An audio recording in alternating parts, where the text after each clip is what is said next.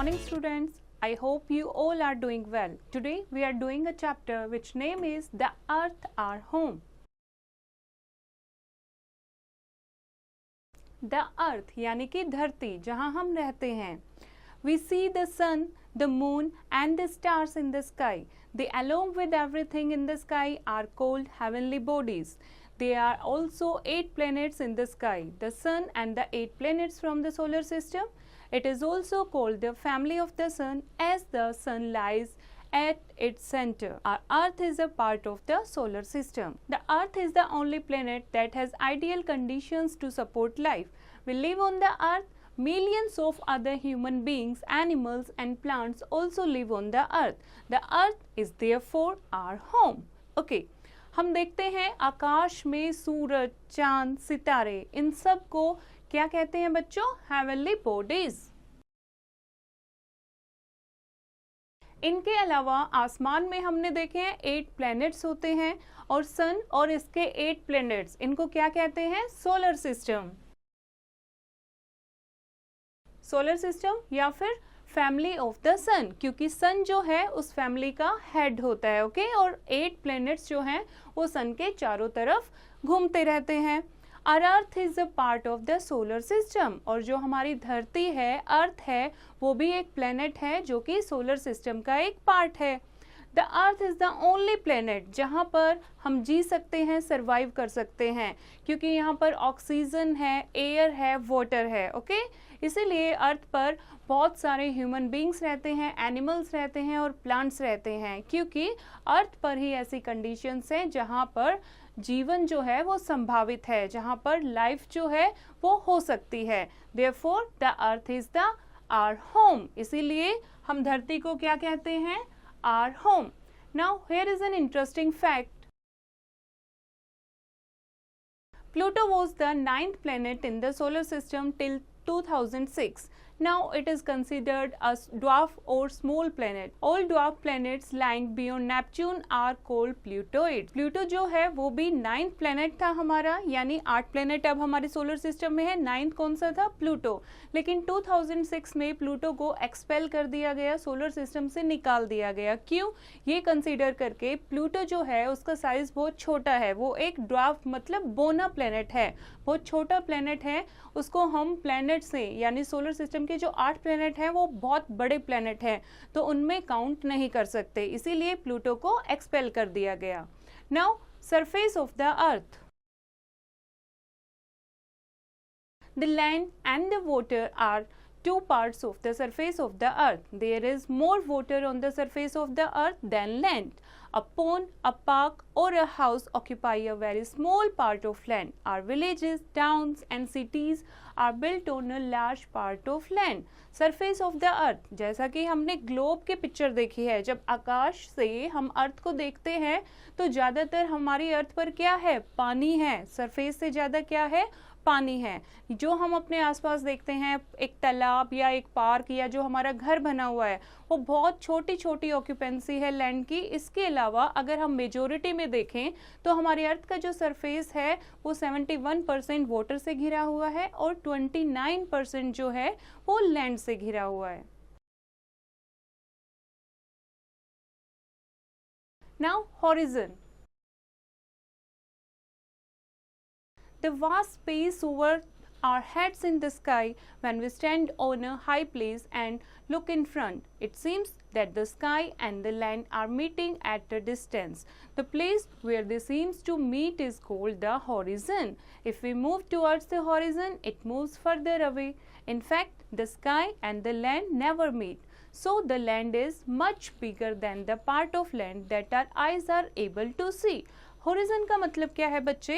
हम एक अगर ऐसी जगह पर खड़े होंगे जो बहुत खुली जगह हो, दूर दूर तक कुछ भी ना बना हो, तो हम देखेंगे एक जगह पर हमें दिखेगा लैंड है और जो स्काई है वो आपस में मिल रहा है.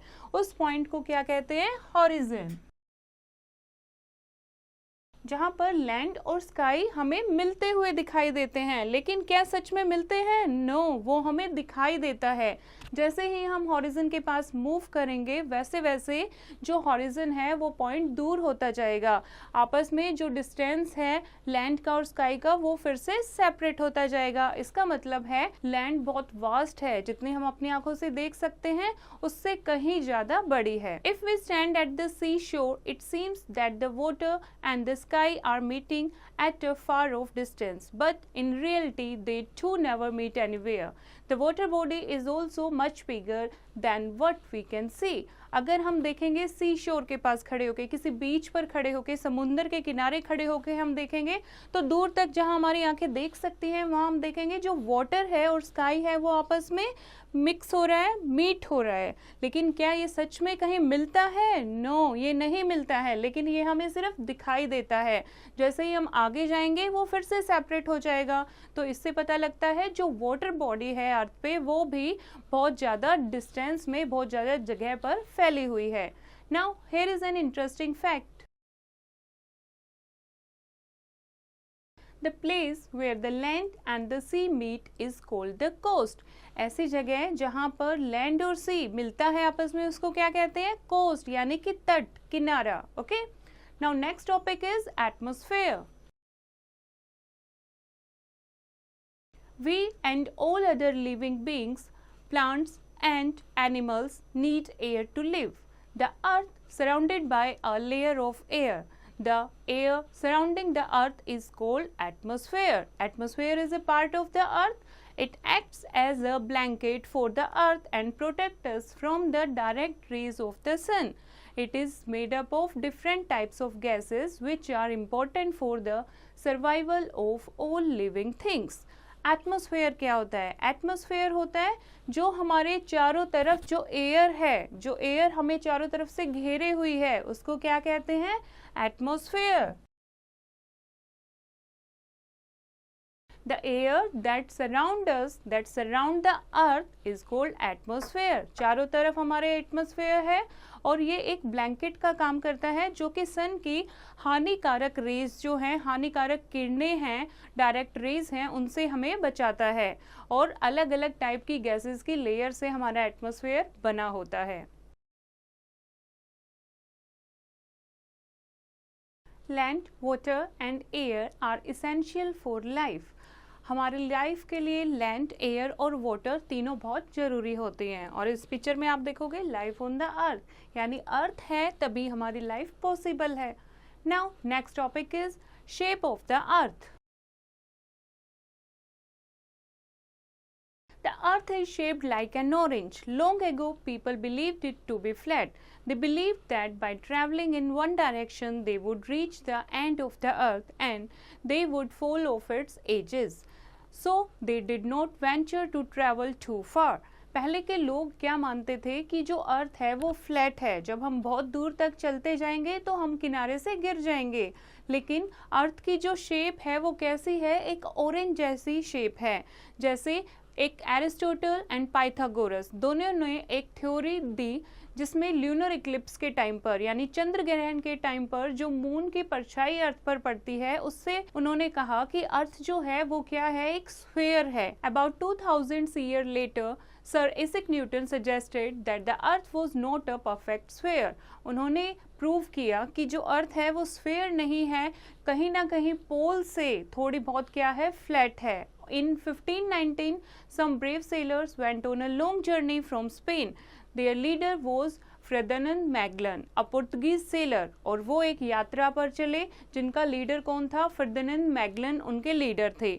और 3 साल तक उन्होंने क्या किया? ट्रैवल करते रहे वो एक ही डायरेक्शन में। लास्ट में जाकर उन्होंने देखा कि वो वहीं पहुंच जाते हैं जहां से उन्होंने अपनी जर्नी स्टार्ट की थी। एंड उससे पता लगा जो अर्थ है वो हमारी क्या है? एक स्फीयर है जो पर्ल से थोड़ी सी फ्लैटेंड है। Now this was possible only when the earth would have a round shape.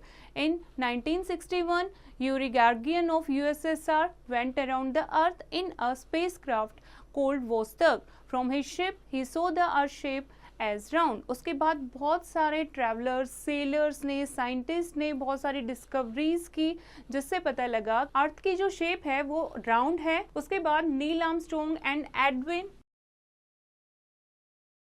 Edwin Aldrin ने चांद पर गए वो, और चांद से अर्थ की फोटोग्राफ ली, ब्यूटीफुल पिक्चर्स हमारे साथ शेयर की, जिससे हमें पता लगा जो अर्थ की शेप है वो राउंड है, एक मार्बल लाइक है। ये आप देख सकते हो, how beautiful earth look from the moon. From there they saw the whole earth and also took its photographs, which proved that the earth is round like a huge marble. Now how the earth was formed? जो हमारी अर्थ है वो कैसे बनी? Around 4600 million years ago, the universe was a huge cloud of dust. A part of this cloud of dust and gas began to change and formed matter.